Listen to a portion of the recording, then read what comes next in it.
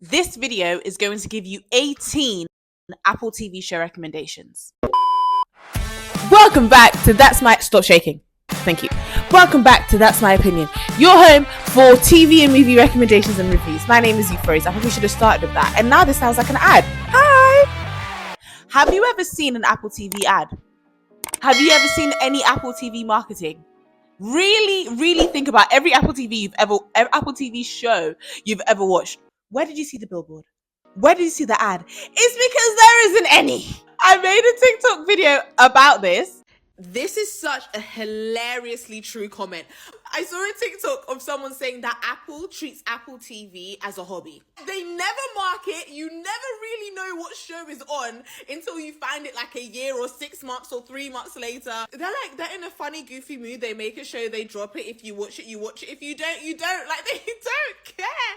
And the thing is that originals eat every time. And I think the reason, if I remember correctly, the reason the person gave was because the other streamers, Netflix, Prime, Disney, well, let's say Netflix and Disney, that they are streaming services. Like, churning out shows is their bread and butter. Do you know what I mean? So they have to do it. And that's why we see like a recent decline in the quality. But with Apple, honey, it's not Apple TV. Apple TV isn't paying the bills. It's the phones. The phones are paying the bills. So they have the luxury of just hyper-focusing on quality, instead of, marketing for the shows. And you know what it shows? At the beginning, when Apple TV first came out, my greatest criticism was, like, first of all, that there wasn't many originals at the time. Like, the quality of the shows weren't that great. And they were trying to make us pay for most things. I just didn't understand how it works. Even now, I think there's a difference between Apple TV Plus and Apple TV, which, whatever.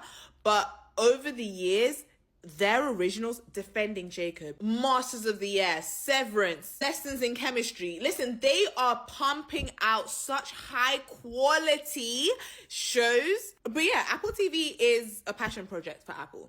It's a passion project, darling. Did I lie?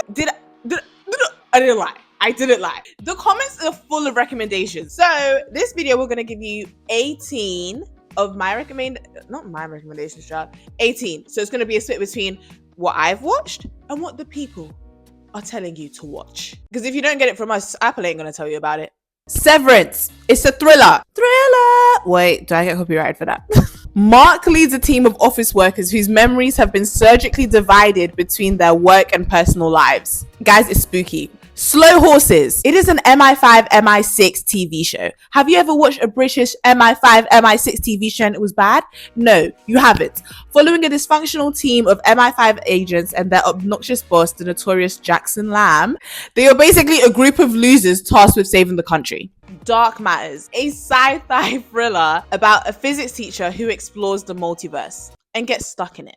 The thing is, yeah, because I've said multiverse, I think your mind might automatically go to Marvel. It's not that. It's not that at all. This goes actually down more the science route of someone's everyday life. He's literally like a normal guy. Okay, so it's none of that superhero stuff.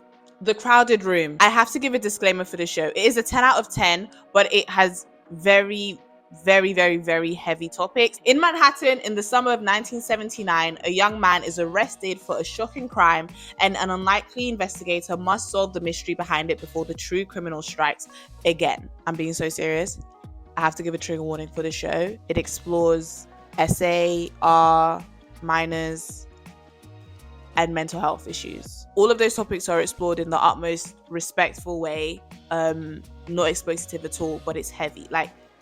It's heavy. Now for something a little bit lighter, a comedy, Platonic. Platonic former best friends approaching midlife crises reconnect after a long rift. The duo's friendship becomes more consuming and destabilizes their lives. This is so much fun. And the reason why I loved it is because we are always watching romantic relationships. It's either enemies to lovers or friends who become lovers, or is there a little bit of tension? No, this is a show where there's no tension. It is literally in the name. It is platonic. It is refreshing to watch. Lessons in Chemistry.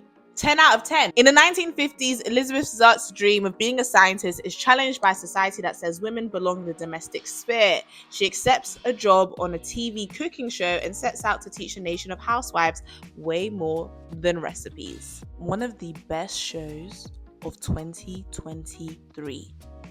Period. Masters of the Air. That has everybody's current boyfriends, Austin Butler and Callum Turner. The show is a World War II period drama. Don't clock out. Come back. Girl, my microphone clocked out. I had to get a new one. The show is about a group of men that enlisted in World War II in the American Air Force, and their group was known as the Bloody 100 because so many of them died. And finally, Loot. This is a comedy. A rich billionaire lady divorces her husband and finds philanthropic ways to spend her money. Listen, it's just a bit of fun. It's a daytime watch. So now on to the people's recommendations that I haven't watched. Silo.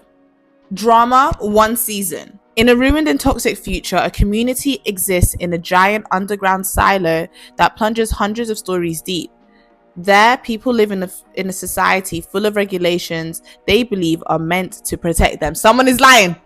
The government is always lying to you.